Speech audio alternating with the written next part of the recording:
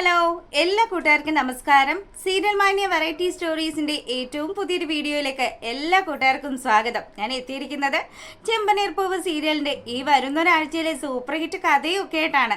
നേരെ നമുക്ക് സച്ചിയുടെയും രേവതിയുടെയും ഈ വരുന്ന ആഴ്ചയിലെ കഥയിലേക്ക് പോയാലോ? അങ്ങനെതാ നമ്മുടെ സച്ചി അച്ചമ്മയുടെ നാട്ടിൽ നിന്നും പെട്ടെന്ന് തന്നെ അവന്റെ സ്വന്തം നാട്ടിലേക്ക് തിരിക്കുകയാണ്. അപ്പം കാരണം എന്താന്ന് വെച്ചാൽ കൂട്ടുകാരന് വണ്ടി റെന്റിന് കൊടുത്തിട്ടുണ്ടായിരുന്നല്ലോ. കൂട്ടുകാരനാണെങ്കിൽ ഇതാ ചെറിയൊരു ട്രാപ്പിൽ പെട്ടിരിക്കുകയാണ്. അപ്പം അവൻ്റെ പിന്നാലെ പോലീസ് വരുന്നുണ്ട് എന്നൊക്കെ മനസ്സിലാക്കി സച്ചിയാണെങ്കിൽ ഇനി താൻ ഇവിടെ നിന്നാൽ ശരിയാവില്ല, തൻ്റെ അച്ചമ്മ കഷ്ടപ്പെട്ട് തനിക്ക് വണ്ടി തന്നതാണ്, അതുകൊണ്ട് നാട്ടിൽ പോയി പ്രശ്നങ്ങളൊക്കെ പരിഹരിച്ചിട്ട് വരാമെന്നും പറഞ്ഞ് കൂട്ടുകാരനോട് യാത്രയും പറഞ്ഞ് സച്ചി ആ ലാസ്റ്റ് ബസ് കയറി പോവാണ്. അപ്പം കൂട്ടുകാരൻ എന്താ വീട്ടിൽ വന്നു നമ്മുടെ രേവതിയോട് വിവരങ്ങളൊക്കെ പറയുമ്പം അവളാണെങ്കിലോ ഇനി നാട്ടിൽ ചെന്നാൽ സച്ചിക്ക് എന്തൊക്കെ പ്രശ്നങ്ങൾ ഉണ്ടാകുമെന്ന് അറിയില്ലല്ലോ. അതൊക്കെ ഓർത്ത് പേടിച്ചിട്ട് അവൾ അച്ചമ്മയോട് പറയാണ്, അച്ചമ്മ ഈ ദിവസം ഈ രാത്രി തന്നെ എനിക്ക് നാട്ടിലേക്ക് തിരിച്ചു പോകണം, മോളെ ഈ രാത്രിയൊക്കെ പോകണമെന്ന് പറഞ്ഞാൽ എങ്ങനെ ശരിയാവാനാണ്, അതിപ്പോൾ ഇത്ര ലേറ്റ് ആയില്ലേ? അതൊന്നും സാരമില്ല അച്ചമ്മ, എനിക്ക് തനിയെ പോകാനൊക്കെ അറിയാം, എന്നെ ഒന്ന് ആരെങ്കിലും ഒന്ന് ബസ് കയറ്റി വിട്ടാൽ മതിയെന്നും പറഞ്ഞ് അവൾ കാര്യങ്ങൾ പറയുമ്പോൾ മോളുടെ ആഗ്രഹം പോലെ തന്നെ ദേ ഇവൻ നിന്നെ ബസ് സ്റ്റാൻഡിലാക്കി വിടുമെന്നുള്ള കാര്യവും പറഞ്ഞു. അച്ചമ്മയാണെങ്കിൽ സച്ചിയുടെ കൂട്ടുകാരനെയും കൂട്ടി നമ്മുടെ രേവതി ബസ് കയറ്റി വിടുകയാണ്. പിന്നീടാണെങ്കിലോ പിറ്റേ ദിവസമായി രേവതി നാട്ടിലെത്തുന്ന സമയത്ത് അപ്പം തന്നെ നമ്മുടെ അച്ചമ്മയുടെ കോള് വരിക. അച്ചമ്മ എനിക്ക് ഒരു വിവരം അറിയത്തില്ല, ഞാൻ എന്തായാലും ഒന്ന് അന്വേഷിച്ച് നോക്കട്ടെ എന്ന് പറയുമ്പോഴാണ് സച്ചിയുടെ ഒരു കൂട്ടുകാരനെ വഴി വെച്ച് കാണുന്നത്. സച്ചി പോലീസ് സ്റ്റേഷനിലാണ് എന്നുള്ള കാര്യമൊക്കെ അറിയുന്നത്. പെട്ടെന്ന് തന്നെ എന്ത് ചെയ്യണം, ഇനി എങ്ങനെ അദ്ദേഹത്തെ രക്ഷപ്പെടുത്തും? വേഗം തന്നെ അവൾ ആ ഫോൺ എടുത്ത് ശ്രീകാന്തിനെ വിളിക്കുകയാണ്. അപ്പം അച്ഛനും അതുപോലെ തന്നെ അമ്മയും കൂടി ചന്ദ്രാമ്മയുടെ വീട്ടിലേക്ക് കല്യാണത്തിൻ്റെ കാര്യങ്ങളൊക്കെ പറയാൻ വേണ്ടി പോയിരിക്കുകയാണ്. അതുകൊണ്ട് തന്നെ ഇനിയിപ്പോൾ ശ്രീകാന്ത് മാത്രമേ വീട്ടിലുള്ളൂ, തന്നെ സഹായിക്കാനുള്ള മനസ്സ് ശ്രീകാന്തിന് മാത്രമേ ഉണ്ടാകുള്ളൂ എന്ന് വിചാരിച്ച് അവൾ ശ്രീയെ വിളിക്കുകയാണ്. വിളിച്ച പാടെ തന്നെ ശ്രീകാന്ത് ഓടി വന്നു. എന്താ ഏട്ടത്തി, എന്താ പ്രശ്നം, എന്താണ് സച്ചിയേട്ടന് എന്ത് പറ്റിയെന്നൊക്കെ ചോദിക്കുമ്പോൾ എടാ ഞങ്ങൾ അവിടെ ആയിരുന്നല്ലോ, പെട്ടെന്നാണ് പുള്ളിക്കാരൻ്റെ കൂട്ടുകാരൻ എന്തോ കേസിൽ പെട്ടെന്നൊക്കെ പറഞ്ഞ് വിളിക്കുകയൊക്കെ ചെയ്തത്, അതിനുശേഷം അദ്ദേഹം രാത്രിയിലത്തെ ബസ്സിന് തന്നെ പോരുക ചെയ്തത്, ഞാനും പിന്നെ പെട്ടെന്ന് തന്നെ കിട്ടിയ ബസ് പിടിച്ചു നാട്ടിലേക്ക് പോരുക ചെയ്തത്, എന്താ പറ്റിയേ എങ്ങനെയാണ് എന്നൊന്നും എനിക്കറിയത്തില്ല എന്നൊക്കെ പറയുമ്പോഴത്തേക്കിനും വാ നമുക്ക് അന്വേഷിക്കാം, പോലീസ് സ്റ്റേഷനിലാണോ ഉള്ളതെന്നല്ലേ പറഞ്ഞത്, അതുകൊണ്ട് നമുക്കിവിടെ അടുത്തുള്ള സ്റ്റേഷനിൽ പോയി വിവരങ്ങൾ ചോദിക്കാമെന്ന് പറയുകയാണ്. അങ്ങനെ നമ്മുടെ ശ്രീകാന്തും രേവതിയും കൂടി പോലീസ് സ്റ്റേഷനിലേക്ക് ചെല്ലുകയാണ്. അപ്പോൾ അവിടെ ചെല്ലുമ്പോൾ കാണുന്ന കാഴ്ചയെന്ന് പറഞ്ഞാൽ അവർ നമ്മുടെ സച്ചിയെയും കൂട്ടുകാരനെയും ലോക്കപ്പിലാക്കിയിരിക്കുന്നതാണ്. എന്താണ് ഇവർ ചെയ്ത തെറ്റെന്നൊക്കെ രേവതി ചോദിക്കുമ്പോഴത്തേക്കിനും പോലീസ് സ്റ്റേഷനിലുള്ളവർ പറയുന്നുണ്ട്, ഇവരെ മയക്കുമരുന്ന് കടത്തി, അതാണിപ്പോൾ പ്രശ്നമായത്. ഈ കൂട്ടുകാരനാണ് വണ്ടി ഓടിച്ചിരുന്നത്, സച്ചിയാണെങ്കിലോ ഇവിടെ വന്ന് വണ്ടിയുടെ കാര്യമൊക്കെ ചോദിച്ചു, SIയെ പിടിച്ച് അടിക്കുകയും കൂടി ചെയ്തു. അങ്ങനെ SIയെ തല്ലിയ കേസിനാണ് നമ്മുടെ സച്ചി അകത്ത് കിടക്കുന്നത്.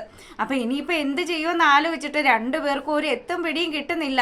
സച്ചിയുടെ മുൻകോപം അത് നമുക്ക് എല്ലാവർക്കും അറിയാവുന്നതാണല്ലോ. അങ്ങനെ സച്ചിയുടെ സകല നിയന്ത്രണവും വിട്ടപ്പോഴാണ് സച്ചി SI കിട്ടൊന്ന് കൊടുത്തത്.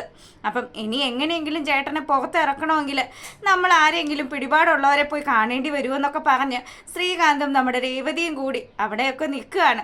അപ്പം അവിടെ നിന്ന് രേവതിയുടെ കരച്ചിലും ബഹളവും ഒക്കെ കാണുമ്പോഴത്തേക്കിനും ഒരു പോലീസുകാരിക്ക് ചെറുതായിട്ട് മനസ്സലിയാണ്. അവർ വന്നിട്ട് പറയുന്നുണ്ട്, SI സാർ എന്തായാലും കേസ് പിൻവലിക്കുമെന്ന് തോന്നുന്നില്ല, നിങ്ങൾക്ക് ഇനിയിപ്പോൾ ചെയ്യാൻ പറ്റുന്ന ഒരു കാര്യമെന്ന് പറഞ്ഞാൽ എങ്ങനെയെങ്കിലും സാറിനോടൊന്ന് സംസാരിച്ച് സാറിന് ഈ കേസിൽ നിന്നൊന്ന് പിൻവലിപ്പിക്കാൻ നോക്ക്, അതും അല്ലെങ്കിൽ നിങ്ങളുടെ വണ്ടിയും പോക്കാണ്, നിങ്ങളുടെ ഭർത്താവിൻ്റെ കാര്യവും പോക്കാണ് എന്ന് പറഞ്ഞു.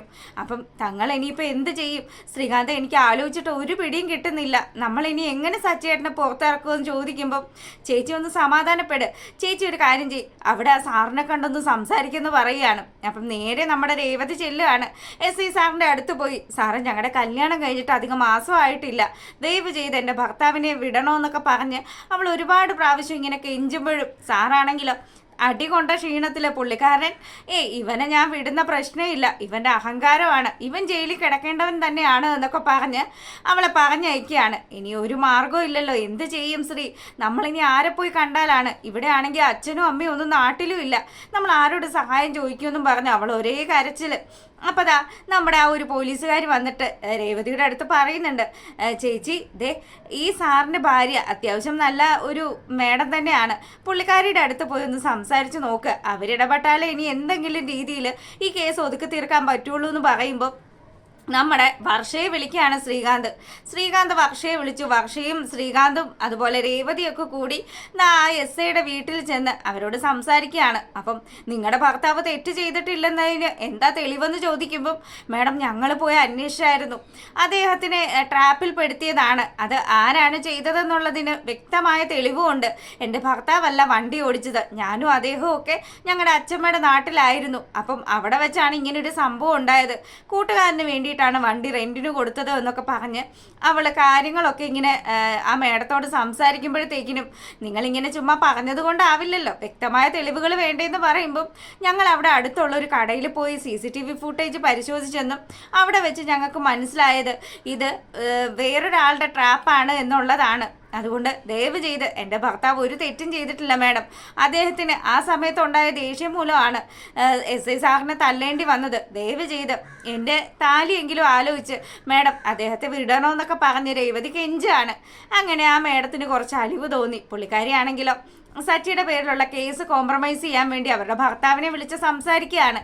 അപ്പം ഭർത്താവാണെങ്കിൽ 1,00,000 രൂപ തന്നു കഴിഞ്ഞാൽ ഈ കേസ് പിൻവലിക്കാം. ഇപ്പം ഇവൻ ഈ മയക്കുമരുന്ന് കടത്തിയ കേസ് ഉൾപ്പെടെ എല്ലാം പിൻവലിക്കാം. 1,00,000 രൂപ തരണമെന്ന് പറയുകയാണ്. അപ്പം സച്ചിയാണെങ്കിലോ ഒരു രീതിയിലും സച്ചിയുടെ കയ്യിൽ എടുക്കാനായിട്ട് പൈസയില്ല.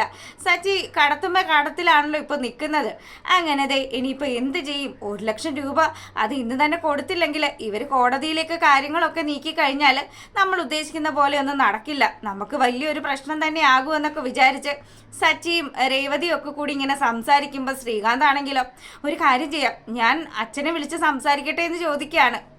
ഇത് കേൾക്കുമ്പോഴത്തേക്കിനും സച്ചി പറയുന്നുണ്ട് അവരിപ്പം തന്നെ കല്യാണത്തിൻ്റെ ആവശ്യത്തിന് വേണ്ടിയിട്ട് അച്ഛമ്മയുടെ അടുത്ത് വരെ വന്ന് സംസാരിച്ചതല്ലേ ഉള്ളൂ, അതുകൊണ്ട് അവരെ ബുദ്ധിമുട്ടിക്കേണ്ട എന്നൊക്കെ പറഞ്ഞെങ്കിലും നമ്മുടെ രേവതി ആണെങ്കിലോ ഇനി ആരോട് ചോദിച്ചാലാണ് കാശ് കിട്ടുക, നമുക്ക് എങ്ങനെയെങ്കിലും ഈ പ്രശ്നത്തിൽ നിന്നൊന്ന് രക്ഷപ്പെടണ്ടേ. അങ്ങനെ അവർ സച്ചി അവിടുന്ന് ഒരുവിധം പുറത്തിറക്കി. അപ്പം വണ്ടി വിട്ട് കിട്ടണമെങ്കിലാണ് 1,00,000 രൂപ കൊടുക്കേണ്ടത്. അതുകൊണ്ട് തന്നെ സച്ചി ആ വണ്ടിയൊക്കെ പോയി ഒന്ന് നോക്കുന്ന സമയത്താണ് സച്ചിയുടെ വണ്ടി ഒരു ശകലം പോലും അനക്കാൻ പറ്റാത്ത ഒരവസ്ഥയിലാണ്.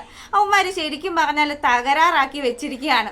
1,00,000 രൂപ കൊടുത്താൽ പോലും ഈ വണ്ടി ഇനി ശരിയാക്കി എടുക്കാൻ പറ്റുമോ എന്നുള്ള കാര്യം നമ്മുടെ സച്ചിക്ക് സംശയമായി. സച്ചി ഒരു മെക്കാനിക്കിനെ വിളിച്ചു. അയാൾ വന്ന് നോക്കുന്ന സമയത്ത് എൻ്റെ പൊന്നു സാറേ, ഇനി ഇത് വല്ല ആക്രി വിലയ്ക്കും വിറ്റാൽ മതിയാകും, അല്ലാതെ ഈ വണ്ടി കൊണ്ട് സാറിനി ഓടിച്ച് ജീവിക്കുമെന്നുള്ള കാര്യത്തിൽ എനിക്ക് യാതൊരു വിശ്വാസവും ഇല്ലയെന്ന് പറഞ്ഞ് അങ്ങനെ അയാൾ അവിടെ നിന്ന് പോയി. ഒരുവിധം ഈ വണ്ടി തള്ളി വർക്ക്ഷോപ്പിൽ എത്തിക്കണമല്ലോ. രേവതിയും സച്ചിയും അതുപോലെ നമ്മുടെ ദേവും ഒക്കെ അവിടെ വന്നു. ദേവും ശ്രീകാന്തും ഒക്കെ കൂടി വണ്ടി തള്ളി ഒരുവിധം അവർ മെക്കാനിക്കിൻ്റെ വീട്ടിലെത്തിച്ചു. പിന്നീടാണെങ്കിലോ ഇനി പണം എങ്ങനെയെങ്കിലും ഉണ്ടാക്കണം. ആ പണത്തിന് വേണ്ടി നെട്ടോട്ടം ഓടുന്ന സമയത്താണെങ്കിൽ രവി കാര്യങ്ങളൊക്കെ അറിയാണ്. അവർ വീട്ടിലെത്തിയ പാടെ തന്നെ സച്ചിയെ പോലീസ് അറസ്റ്റ് ചെയ്തെന്നും സച്ചിക്ക് ഇങ്ങനെയൊക്കെ ഒരു പ്രശ്നം ഉണ്ടായെന്നും അറിഞ്ഞ രവിയാണെങ്കിലോ ചന്ദ്രയോട് പറയുകയാണ്, ചന്ദ്രേ എങ്ങനെയെങ്കിലും എൻ്റെ മകൻ്റെ ആ ഒരു പ്രശ്നം പരിഹരിക്കണം, നിന്റെ കൈവശം കുറച്ച് പണം ഇല്ലേ, ആ പണം ഇങ്ങ് തന്നേന്ന് ചോദിക്കുമ്പം ആദ്യം ചന്ദ്ര അത് കൊടുക്കാൻ കൂട്ടാക്കുന്നില്ല. നീ എന്തിനാ അത് തടഞ്ഞു വെക്കുന്നത്? അതെ, അത് സുധിയുടെ കല്യാണത്തിന് വേണ്ടി നിങ്ങളുടെ അമ്മ തന്ന പൈസയല്ലേ, പിന്നെ അതിപ്പോൾ എന്തിനാ സച്ചിക്ക് വേണ്ടി ചെലവാക്കുന്നത്? എടി നിന്നോട് ഞാൻ ചോദിച്ചതാ, മര്യാദക്ക് ആ പൈസ തന്നോളണമെന്ന് പറയുമ്പം ഇല്ല ഇത് ഞാൻ തരില്ല, ഇതെൻ്റെ സുധിയുടെ ഭാര്യയ്ക്ക് വേണ്ടിയിട്ട് കുറച്ച് സ്വർണ്ണമൊക്കെ എടുക്കാനുള്ളതാണ് എന്നൊക്കെ പറഞ്ഞ് ചന്ദ്രമതി അടക്കി പിടിക്കുന്നുണ്ടെങ്കിലും എന്നാ ഒരു കാര്യം ചെയ്യാം, ഇവിടെ ഇരിക്കുന്ന വീടിന്റെ പ്രമാണം കൊണ്ടുപോയി വെക്കാം, അതാകുമ്പം സച്ചിയുടെ പ്രശ്നങ്ങളും സുധിയുടെ പ്രശ്നങ്ങളും എല്ലാ പ്രശ്നങ്ങളും തീരുമല്ലോ. അപ്പം അച്ഛൻ ആ ഒരു പ്രമാണം എടുക്കുമെന്ന് മനസ്സിലാവുമ്പോഴത്തേക്കിനും പെട്ടെന്ന് സുധിയാണെങ്കിലോ അമ്മയെ കണ്ണ് കാണിക്കുകയാണ്. അപ്പം ചന്ദ്രമതി ഇനിയിപ്പോൾ അങ്ങേര് ഈ പ്രമാണം ഇവിടെ ഇല്ലാത്ത വിവരം അറിഞ്ഞാലോ എന്ന് വിചാരിച്ച് പെട്ടെന്ന് തന്നെ ആ അച്ഛമ്മ തന്ന പൈസ മുഴുവനും എടുത്ത് രവിയുടെ കയ്യിലേക്ക് കൊടുക്കുകയാണ്. അപ്പം രവിയാണെങ്കിൽ ഇതാണല്ലേ അപ്പം നിന്റെ കയ്യിൽ പൈസയൊക്കെ ഉണ്ട്, ഈ പൈസയൊക്കെ വെച്ചിട്ടാണോ ചന്ദ്ര നീ ആവശ്യമുള്ള സമയത്താണ് പൈസ ഉപകരിക്കേണ്ടതെന്നും പറഞ്ഞ് ആ കാശ് വാങ്ങി നമ്മുടെ രേവതിയെ ഏൽപ്പിക്കുകയാണ്. അങ്ങനെ അവർ ആ പൈസ കൊണ്ടുപോയി പോലീസ് സ്റ്റേഷനിൽ കെട്ടിയതും വണ്ടി ഇനിയിപ്പം യാതൊരുവിധ കേസുകളും ഇല്ല എന്നൊക്കെ പറഞ്ഞ് അങ്ങനെ അവരെ പറഞ്ഞു വിടുകയാണ്. പിന്നീടാണെങ്കിലോ ഇതാര് ചെയ്തു, എങ്ങനെ ചെയ്തു എന്നൊക്കെ അറിയാഞ്ഞിട്ടോ നമ്മുടെ സച്ചിക്കാണെങ്കിൽ ഒരു മനസ്സമാധാനവും ഇല്ല. അപ്പോൾ രേവതി പറയുന്നുണ്ട്, നമ്മൾ ഈ സമയത്ത് സഹായിച്ചത് ശ്രീകാന്തിൻ്റെ ഒരു കൂട്ടുകാരിയാണ്. ശ്രീകാന്തിൻ്റെ കൂട്ടുകാരി എന്ന് പറഞ്ഞതും സച്ചിയാണെങ്കിൽ കൂട്ടുകാരിയോ, ഏത് കൂട്ടുകാരി? അവർ കുറച്ചു കാലമായിട്ട് നല്ല കൂട്ടാണ്, അവളാണ് ഇപ്പോൾ സഹായിച്ചത്. എന്തായാലും അവരെ കണ്ട ഒരു നന്ദിയൊക്കെ പറയണം, നമ്മൾ സഹായിച്ചതല്ലേ എന്നൊക്കെ പറഞ്ഞ് ഇവള് കാര്യങ്ങളൊക്കെ പറയുമ്പോഴും സച്ചിക്ക് ഒരു മനസ്സമാധാനവും ഇല്ല. തന്നെ ആരോ മനഃപൂർവ്വം പെടുത്തിയതാണ് എന്ന് സച്ചിക്ക് നല്ല രീതിയിൽ നിശ്ചയമായി. അപ്പം ഇതാരാണ് ചെയ്തത്, എന്തിനു വേണ്ടി ചെയ്തു എന്നൊക്കെ എനിക്ക് കണ്ടുപിടിക്കണം. ദയവ് ചെയ്ത് ഇപ്പം തന്നെ നമ്മൾ ഒരുപാട് കഷ്ടപ്പെട്ടിട്ടാണ് ഈ ഒരു പ്രശ്നത്തിൽ നിന്ന് ഒഴിവായി വന്നത്. അതുകൊണ്ട് നിങ്ങളൊന്ന് അടങ്ങിയിരിക്കുമെന്നും പറഞ്ഞ് രേവതി പുള്ളിക്കാരനെ സമാധാനിപ്പിക്കുന്നുണ്ടെങ്കിലും സച്ചിക്ക് അതൊന്നും അറിയാതെ ഒരു മനസ്സമാധാനവും ഇല്ല. അപ്പം ഇതിനൊക്കെ പിന്നിൽ പ്രവർത്തിച്ചിരിക്കുന്നത് നമ്മുടെ ഗജാനന്ദനും അവൻ്റെ ടീമുമാണ് എന്നുള്ള കാര്യം നമ്മുടെ രേവതിയും ശ്രീകാന്തും മാത്രമാണ് തിരിച്ചറിഞ്ഞിട്ടുള്ളത്. അപ്പം ഇവര് സച്ചിയുടെ കൂട്ടുകാരൻ ആ ഒരു ചരക്ക് കയറ്റിക്കൊണ്ട് പോകുന്ന സമയത്ത് അടുത്തുള്ള CCTV ഫുട്ടേജ് പരിശോധിച്ചായിരുന്നു.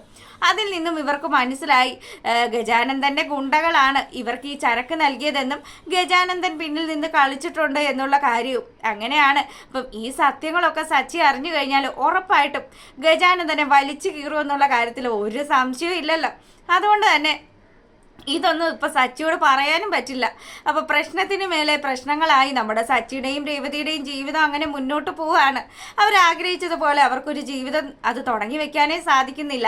അച്ഛമ്മയാണെങ്കിലും അതുപോലെ അവരുടെ അച്ഛനാണെങ്കിലും ഒരുപാട് കഷ്ടപ്പെട്ട് തന്നെ മുഹൂർത്തങ്ങളൊക്കെ ഉണ്ടാക്കിയിട്ടും അതൊന്നും സാധിക്കാതെ നമ്മുടെ പാവം രേവതിയും സച്ചിയും മുന്നോട്ട് തന്നെ പോവുകയാണ്. അപ്പം അത്തരത്തിലുള്ളൊരു സൂപ്പർ ഹിറ്റ് വിശേഷമാണ് ഈ വരുന്ന ആഴ്ചയിലുള്ളത്.